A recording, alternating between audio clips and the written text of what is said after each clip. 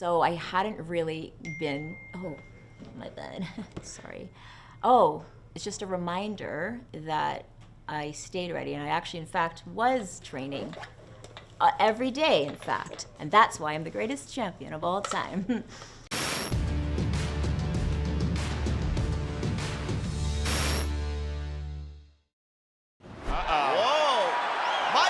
Yeah, you know who that is? That's Trish Stratus.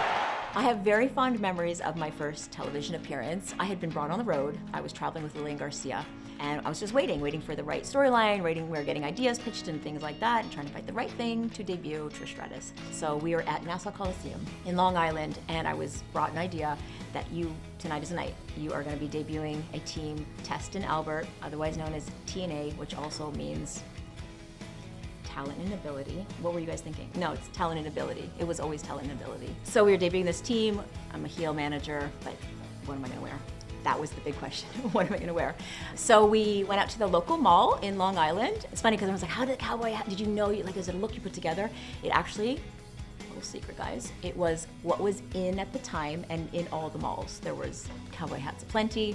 I wanted to find some sort of an outfit that was a style. Thought about like kids dressing up as characters, and with the Undertaker, I'd wear that hat, I'd wear a trench. Found the hat, had the jacket, had the matching this and that, and it became my thing. I think years later, you might have seen me come out in a similar attire. I was calling back to that first day on the job.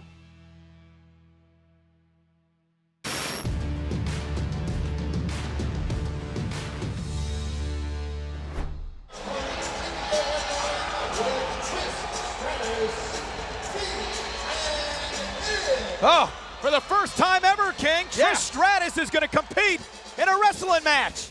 Okay, so you have to remember that I came into the world of wrestling via a non-traditional route. I had no wrestling experience, but I had trained. I'd done my due diligence for sure. And I got thrown on the road. And so I didn't really have a chance to keep training because you're suddenly on the road and you're in this crazy frenetic pace of the lifestyle WWE. So I hadn't really been, oh, my bad, sorry. Oh, it's just a reminder that I stayed ready, and I actually, in fact, was training every day, in fact. And that's why I'm the greatest champion of all time. Lay it in. Lay it in. Trish into the ring for the first time. And a slap to the face of a fallen Jeff Hardy. Get out of there, Lita. You've not been tagged in. Look at Trish. And Trish from behind, knocking Lita off the apron. I love the way I watch it back, and there's this like so confident Trish Stratus walking down like, I'm about to take you on, Lita, when I was freaking out. But I just do remember that when Trish and Lita made contact, people were into it. There was definitely, like, from the very beginning, and Lita and I talk about this all the time, there was this intangible that when these two characters got in front of each other, some stuff was gonna go down. That literally is probably when our rivalry was born. And Trish and Lita, a little bit of trash talking going on, and Lita with a shove to the face of Trish. And here we go. Lita in pursuit of Trish outside the ring, and Test and Albert knocking down the Hardy Boys inside the ring. It's cool because I think back now how Matt was a leader. Like, he would literally, after every performance, he'd take me aside and be like, okay, let's talk about this, how about this? I wanted to know everything. I wanted to soak up any knowledge that I could, and I wanted to improve, obviously, every time I went out there. And so he was just really great about giving that to me. And now you see him in a role at NXT. It was like he was born to do this job. You know, every match, he'd say, let's find the Trish element. He knew that that was an integral part of the match. And as the valet, that is what you do. You find those moments to make that pivotal moment happen using the tool you have, which was the valet for them at the time. And there's the cover, and this is a shame. The Hardy Boys and Lita had this matchup won. I had such great times with them, and Test, obviously my fellow Canadian. I had met him on a couple autograph signings before I started, so we had a little Canadian connection there. Yeah, they were super supportive, and I learned a ton from them.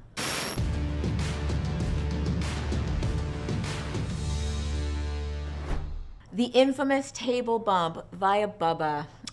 You know, as a top villain girl, I knew that my time was gonna come.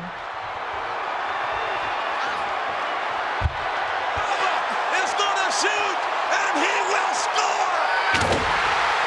For the love of God, Trish just exploded in that table! What I loved about it, I'm a big fan of storylines. I love storytelling. I love when things can take you on a ride, and this storyline really took you on a ride and then culminated to this moment. So for me personally, I knew that like I was about to go through a table. Ouch. I've been dabbling, getting more involved in, wrestling, of course, getting used to more bumps and things like that. But you don't really ever practice going through a table. You just don't do that, right?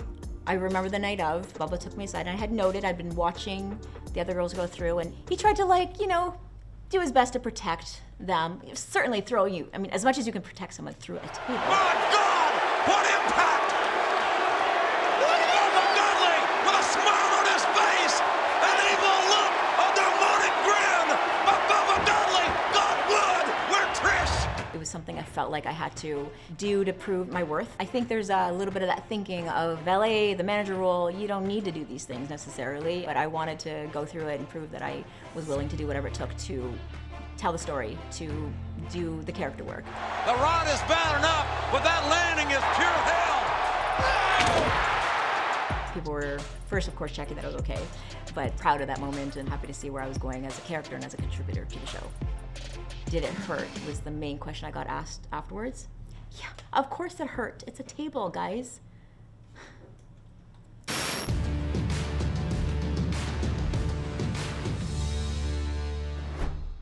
Introducing the participants, entering the ring, Trish Stratus. So Trish is the first of 3 WWF women competing in this six-pack challenge. Survivor Series six-pack challenge, which means we have all the women in our company that are really great at wrestling in this one match. We're bringing back the Women's Championship. Honored, first of all, just to be in that match. When I heard I was in the match, I was like, oh my gosh, I could be Women's Champion. A leader in the ring. She's been in the business for so long. Definitely someone who helped guide me in the very beginning a lot. You had Jackie who, what's the word kicked my ass a lot. It's tough love. I know, Jackie. I know that was tough love. It did make me better and stronger because I was like, I'm not gonna mess this up because she's gonna kick my ass, is what that mindset was. But obviously someone who could go and has been going for many years at that point. And then we had Molly Holly. She had just come on board and she was amazing. She had tons of experience. We had Ivory, veterans of the business. And then you have the debut of Jazz. I think bringing her, especially on this evening, it just right away gave credibility to the women's division, right away said, we're gonna take this division serious. She kicks ass. She really, we'd seen it, people knew her. Obviously a bit of an underdog because I had the least experience going in there for sure. So I was even like, whoa, who's gonna win this thing? And Ivory now isolated with Trish. And Trish able to land on her feet. And Trish. So the Bulldog was something at this point I just say I'm not a non-wrestler, but I was wrestling here and there. And the Bulldog was really one of those kind of like easy to do moves, but are effective, because I was keeping it simple in the beginning. It hurts my opponent, just smash that face into the mat and out they are, 1, 2, 3. But now I knew I was about to win the championship. I was like, in the moment, it was time to elevate it a little bit. And so I took that Bulldog and I made it a springboard Bulldog, and it was very effective. I've found that for many years now, it's been very effective. And Trish, with a satisfaction on the pelvic. And Trish has done it. I didn't think I was gonna win. I don't think anyone else did. I don't think the fans expected it. I don't think any of the girls expected it that day. Give me the ball and I'll run with it. That was kind of my MO when I was there. And I was trying to accept any challenge that I could. I wanted to go out to do every performance and really just outdo my last performance. And I used every opportunity to do that. So this was huge for me. And I knew because we didn't have a women's division, we were literally had nothing to compete for at one point. Bringing that back meant backstage and, from the fans' perspective, there's now something for us to fight for. To know that they were putting that responsibility on my back was huge, and I knew that this was a ball that I had to take and keep running and running and running.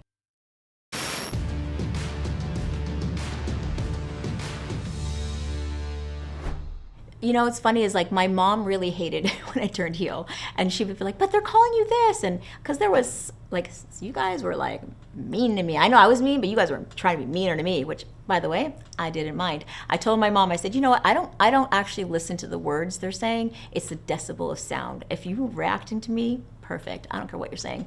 The Jericho and Christian, Trish Stratus, Lita storyline was something very special. Back in the day, we had intergender matches. We would, there would be that, but we wouldn't really have storylines that sort of intertwined as much as this one did. Initially, we got to do this duo storyline. Me and Lita got to, the whole betrayal happened. But then this neat thing happened with the Jericho and Trish storyline, and fans got really behind it. So, Jericho's this is when you know it's special. Jericho's a bad guy. People hate him. They're booing him. Then Trish Stratus comes, and there's this neat character that they kind of say, I kind of like this thing. And they wanted Trishtopher.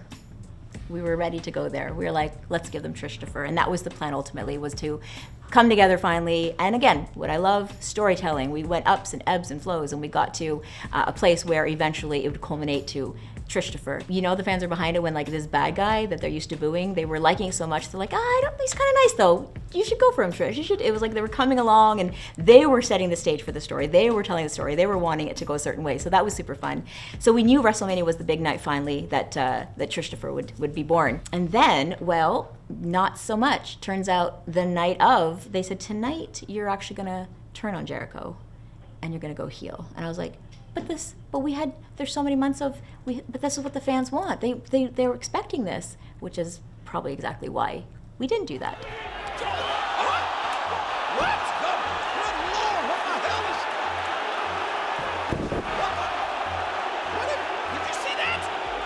But what a moment for the fans. No one expected it. It was super great. They thought they were gonna finally get their moment. We snatched it from them. And which I love doing. It's really fun to snatch moments from y'all. And for me, I knew that I would now embark on this heel journey. Bad girl Trish was coming out, and I'd been a good guy for a long time, and I'd had my fun as the rise as a champion, and fighting my way to the top of the division. And the fans had been along the ride with me, seeing me be the underdog coming to become a champion. They were along the entire ride, and so now I was just like, oh my gosh, this was new territory for me. Oh my God! Oh, for God's sakes! It was great for the story to continue from there. It actually took it a different direction that, gave it great legs. And for me, it was a great moment for me to turn around and start this different chapter of my career. I really loved that point of my career and work. And to be the bad guy as a competitor in the ring was a lot of fun as well.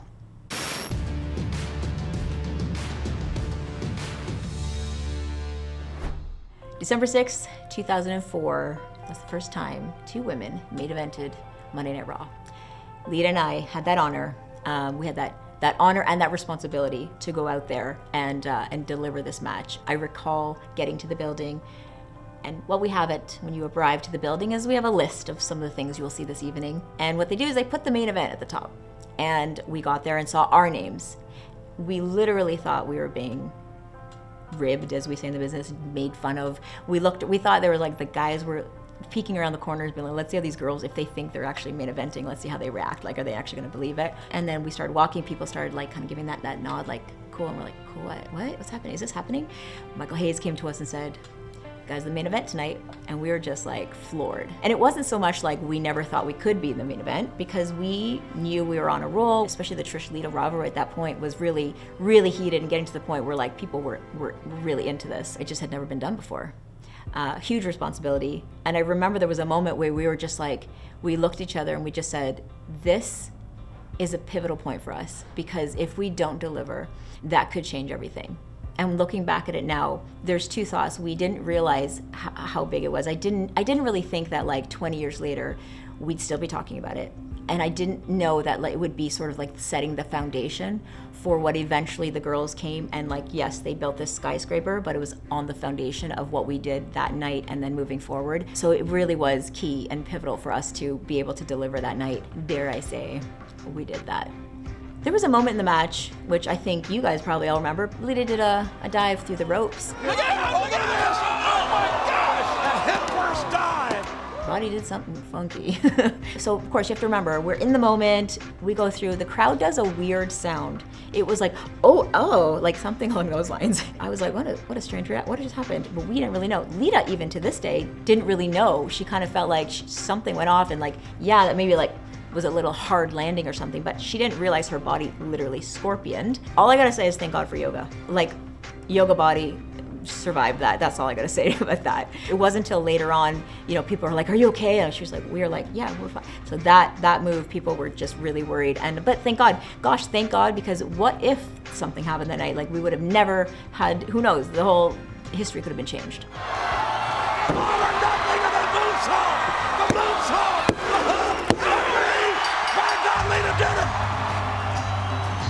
We realized how important that match was, but it wasn't until later on. In 2018, we had the first ever Women's Royal Rumble, and it was the chance to bring in generational face-offs. What I got to see is people from that current generation talk about that match and talk about, like, I watched them in that main event, and I knew someone like Charlotte Flair, who was in the audience, said, I watched those two in that main event, and I knew I want to do that. I get asked all the time, did you always know you wanted to become a wrestler? And I say, no, it wasn't a possibility. It wasn't an option. There wasn't nothing on my television that told me, like, that's something that I can do, that I could relate to. And so we realized that main event was sort of the beginnings of us doing things on TV to provide a role model, to provide examples for people like a Charlotte, Natty, Becky, to like look at and say, oh, I want to do that when I grow up, or I want to do that because that looks cool, or it's attainable even.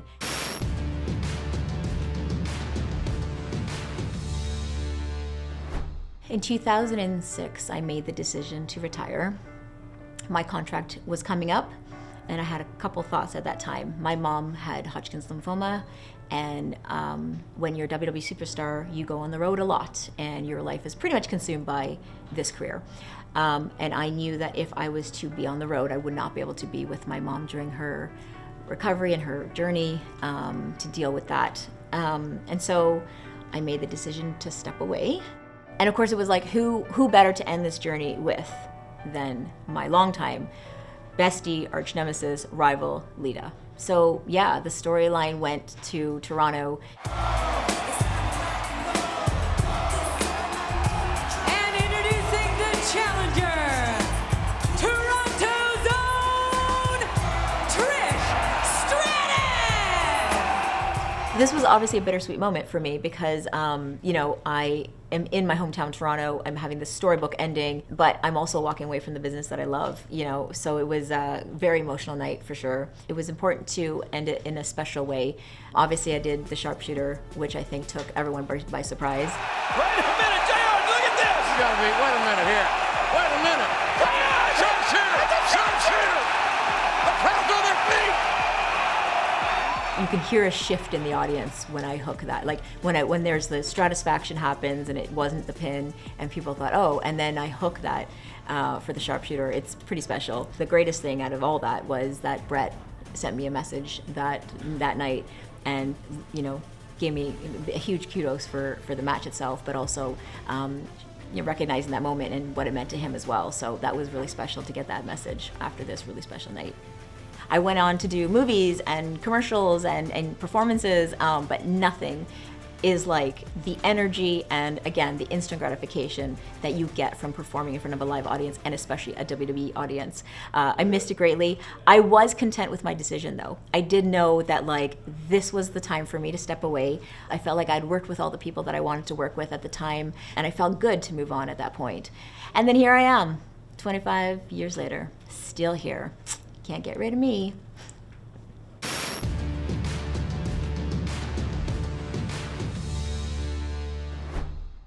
I think now women can be wrestling and they'd be like, I want to be in the Hall of Fame one day, and that's something that seems attainable. Back in the day, I was just happy to, get a storyline. I was just happy to have TV time. I never really looked at it and said, I hope I have a Hall of Fame career. I know that for sure I went out there and gave it my all every time I went out there, but that doesn't mean it's gonna, do what it needs to be a Hall of Fame career. At the time, there wasn't many women in the Hall of Fame. So again, it wasn't one of those things where I could look and go, it seems like something I could do. It wasn't just based on my career. It was just I don't know if they gave the nods to women much because, there was, I think, 5 women in the Hall of Fame at the time.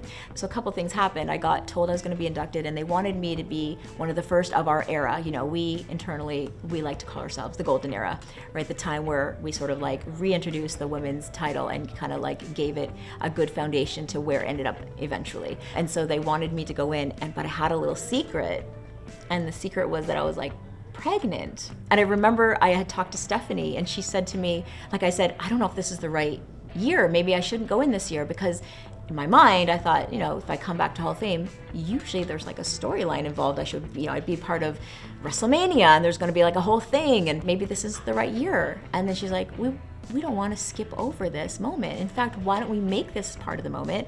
And Stephanie said, like, what, have you said anything yet? And I said, no, I'm only at da-da-da. And she said, why don't you share that with the WWE Universe that night? And I was like, oh my God, like that meant so much to me. It was really special to have all my worlds collide, so here I am coming back and being inducted to the WWE Hall of Fame after all the years I put in and all the work that I'd done. But at the same time, I was, having my first baby, which was a personal milestone for me.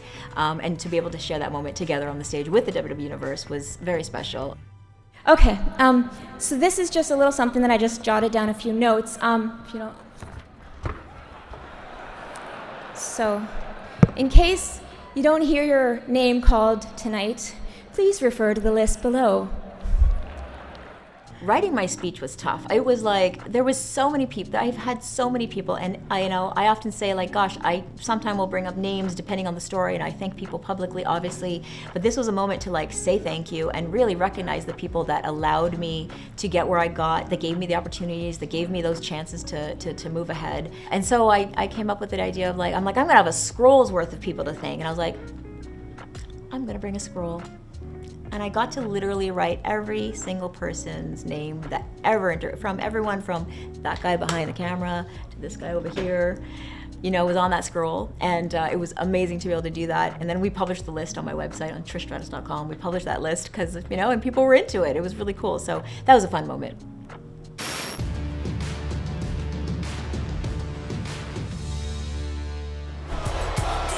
Next, WWE Hall of Famer, Trish Stratus! In Trish Stratus' career, she's a Hall of Famer, right? She's never been in a ladder match, let alone a Money in the Bank ladder match. Oh, my first Money in the Bank match, I was so excited to be in a ladder match. Look, you have to remember that back in my day, women were not in ladder matches. They were not in cage matches. They were just in matches. So it was really cool to be able to come back in that part of my career, like had my career, come back, and then dip my toes into the current landscape. Work with some of the current talent was really special, first of all. And now Io Sky driven into a ladder by Trish Stratus. And now the double team by Stratus and Zoe Stark.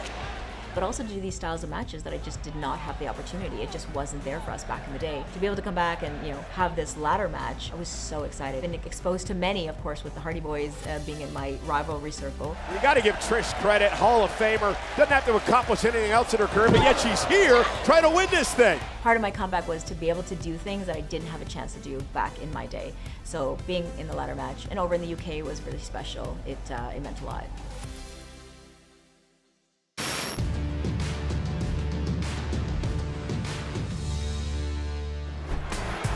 Blazed the trail. Trish changed the game, then left for almost a generation, and has come back to prove that she is still the best, arguably of all time. So I guess, you could say I'm a bruiser, as you've seen after my cage match. That was something, but I wouldn't change a thing. What an experience. That opportunity would have never came my way back in the day when we were wrestling. And so to be able to have that cage match was very special. And this is the viciousness inside of Trish Stratus. Look at this double fish hook on the man.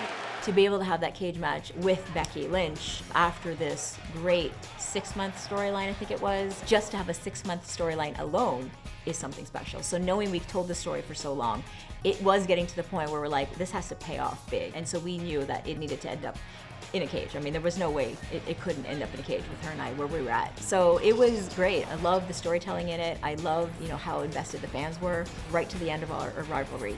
I really felt like that might have been a great place for me to just walk away because I was so satisfied. For me, I thought, after that match, it was such a great milestone in my career, and as a character and as a performer and everything, it really checked all the boxes. I think I could have been pretty satisfied to have left that as my last ever match, especially with someone like Becky Lynch. But, plans change, things happen.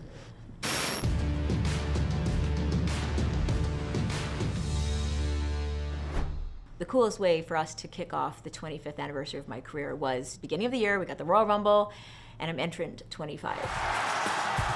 What an ovation for the Hall of Famer! Thank you, Trish A woman who's given us all stratisfaction for 25 plus years, and it continues. I really think that after the cage match, people did not expect me to come back. But I love these callbacks. I love coming back. I want to nod to my fans. I do these comebacks for the fans. Since the day I retired, you can go back and see the footage. I literally said, if you guys want some Stratisfaction, I'll come back and do some Stratisfaction. So Royal Rumble opportunity comes up, 25th entrant, and then it was like the gear. What do we do for the gear? And I thought, what better way to kick it off is do a callback to the very first outfit that I ever wore, which is pink and gray, but of course now elevated. So, you know, it's 2025.